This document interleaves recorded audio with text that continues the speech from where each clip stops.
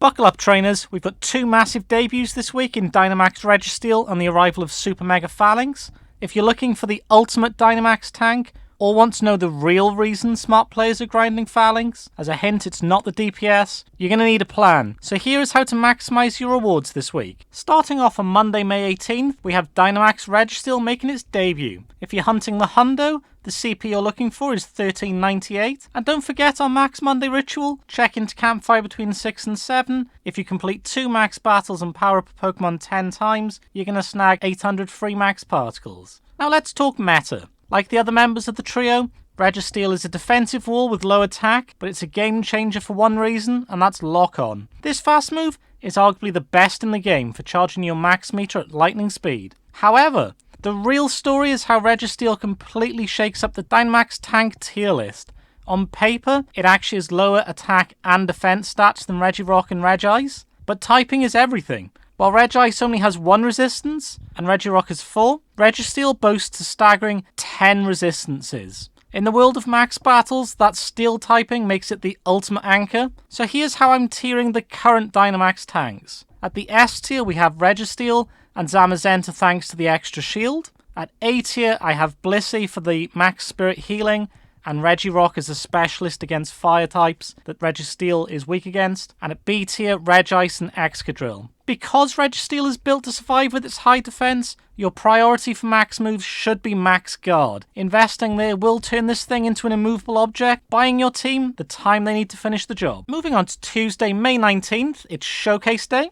This is hands down the best way to farm premium items such as incubators and star pieces without spending any coins. So here are the 20 categories you can enter, so make sure you're saving up your XXLs. As a pro tip, don't wait until the end of the day, hop in a bit earlier in the day to make sure you don't forget and miss out on those free rewards. For Wednesday, on the 20th, we'll have Tapu Bulu Raid Hour. The hundo numbers you're looking for are 1953 or 2442 in sunny or cloudy weather. The best counters for it will be poison types, so you're looking at Mega Beedrill or Mega Gengar, Eternatus if it has poison moves, or for the majority of your team, Nihilego. Tapu Bulu isn't a powerhouse for either grass or fairy types, and it's average at best in PvP, so I would consider this a dex filler, which is ironic because it's the only Tapu hundo that I have. In terms of other good raids for the week, for Megas it's going to be Glalie Monday and Tuesday, and Altaria Wednesday to Sunday. Shadow Legendaries will continue to be Cresselia. Consider doing these if you don't have a hundo,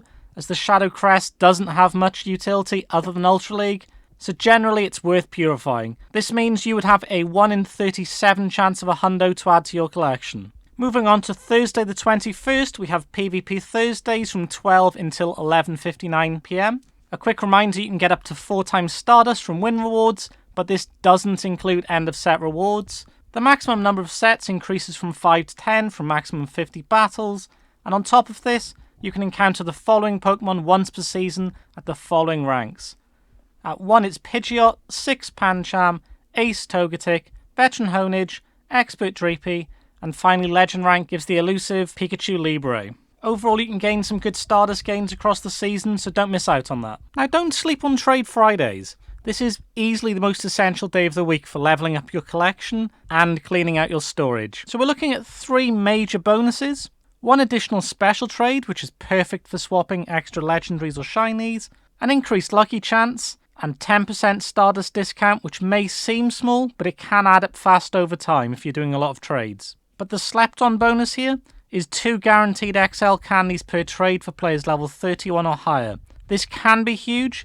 Usually when we get bonuses we only get 1, so doubling this can be a massive shortcut when you're trying to max out rarer Pokemon such as Larvesta or some of your favourite legendaries. But as a word of warning, there's no guarantee that these Trade Friday perks will return next season, so capitalise while you still can. If you don't have a regular trading partner, maybe look on your local campfire and try to get together with someone local, burn through your 100 daily trades, and secure some XLs before the season resets. Alright, let's talk about the main event of the week. That's Falinks Super Mega Raid Day. So we're going to break this down into 2 parts, the essential event details and the winning strategy. Mark your calendars for Saturday, May the 23rd, 2 until 5 PM. This marks the massive debut of Mega Falinks in Super Mega Raids. And yes, it will be shiny eligible. So if you've been hunting for that chocolate coloured shiny, this will be your best chance yet.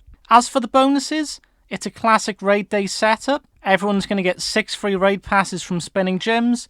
That'll be 7 if you saved one from Friday. We're going to have the boosted 1 in 10 shiny odds. The remote raid limit will be kicked up to 20 from Friday evening through to Saturday night. If you're looking to go hard, the $4.99 event ticket could be a huge value at this time.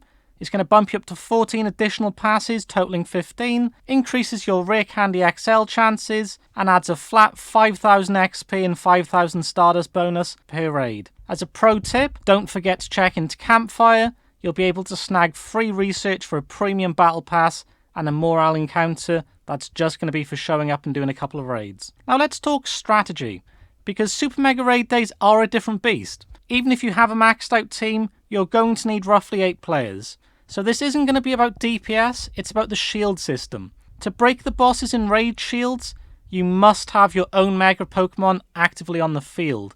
Since each player can only break one shield, a group of 3 or 4 just isn't going to cut it. You're going to get walled by the damage reduction, you're going to lose.